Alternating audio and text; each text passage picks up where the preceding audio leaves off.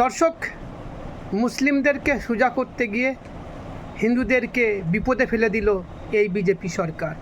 মুসলিমরা বলছে গরু কিনবো না, কারণ সরকার যে আইন করেছে তাতে গরু আমরা কুরবানি দিতে পারবো না। তার ফলে গয়লাদের যে জাত ব্যবসা তারা আর গরু বিক্রি করতে পারছে না। তার ফলে তারা আন্দোলন করছে। তারা সরকারের কাছে রিকোয়েস্ট করছে যে এইবারটা কমসে কম ছাড় দেওয়া হোক, যাতে আমাদের এই গরুগুলো বিক্রি হয়। আমাদের লক্ষ লক্ষ ঋণ আছে। চলুন তারা কি বলছেন শুনুন, আর এই ভিডিওটা ব্যাপক শেয়ার করুন। আমরা গরু কাটতে দেবো না। উনি কি মুসলমানের পেটে লাথি মারতে গেল, হিন্দুদের পেটে লাথি মারলো? কই ভেবে দেখেছে উনি? কোথায় সরকার? আসুক সরকার আমাদের সামনে, আমি মুখে দাঁড়াবো। এতে আমার মার্ডার হবে, খুন হবে।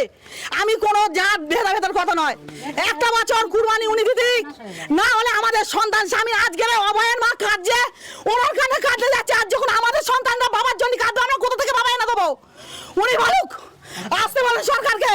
উনি তো বলেছে আমি দুয়ারে দুয়ারে যাবো, আসলে আমাদের দুয়ারে আজ উনি এনে শোনেন।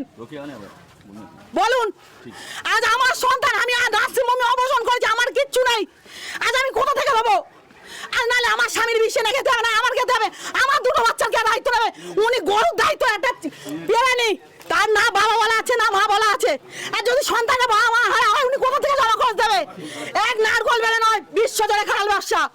আর যদি লেবার কমপ্লেক্স বন্ধ হয়ে যায়, উনি বিস্কুট কারখানা খুলছেন, খুলে করে লোকের কাজ দেবেন। আমার ছোটবেলা থেকে আমি গোবর টেনে খেয়ে মানুষ হয়েছি। আমরা বিজেপি সরকার বারবার বলেছে টিএমজি সরকার দুর্নীতি করতো, টিএমজি সরকার দুর্নীতি করতে সাথে দূরে চলে গেছে। আমরা আপনাকে তো এনেছি বিজেপি সরকারকে। বিজেপি সরকার তাহলে আমাদের বন্ধু হোক, আমাদের পাশে দাঁড়াক। তাহলে একটাই জিনিস আজকে বিজেপি সরকারও প্রমাণ করলো যে গরিবের কেউ নেই, গরিবের একমাত্র ওপরওয়ালা আছে। এটা মাথায় রাখতে হবে সরকারকে, গরিবের জন্য কেউ নেই। সরকার আজকে আবারও প্রমাণিত আমরা গরিব বলে আমরা কি আমাদের কোনো দাম নেই? আমরা রাস্তার কুত্তার মতন সব জায়গায় লাঞ্ছিত হবো, বঞ্চিত হবো? এটা আপনি বলুন। আমি আমার জনগণকে বলছি, আগামী দিন আমরা নমল হয়ে যাবো, আমরা নমল লোকেরাও করবো, কলকাতার রাজপথকে আমরা অবরোধ করবো। দাবি রাখলাম, যেটা আমি অনুরোধ করছি আপনাকে, এই কথাটা আমাদের সাংবাদিককে বলবেন আপনারা, আমি অনুরোধ করলাম। কারণ ও গরু লাগাচ্ছে, কোন আক্কেলে ও খাওয়া দিতে পারবে? এককাল গোবর ফেলতে পারবে?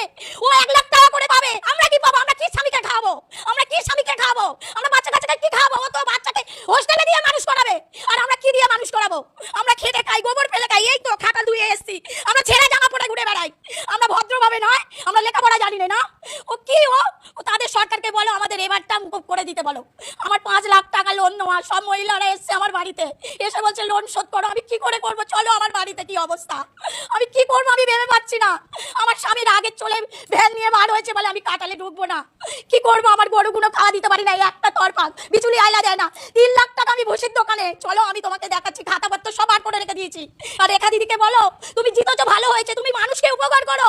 মুসলিম বা তারাও হিন্দু, তারা তো মিশছে একসাথে, আমরা তো একসাথে আছি। তারা কোনোদিন দেননারি করেনি, কি কারু আমাদের গলা ধাক্কান দিইনি। ওদের কুরবানিটা ওদের করতে দাও, আমরা বাঁচি।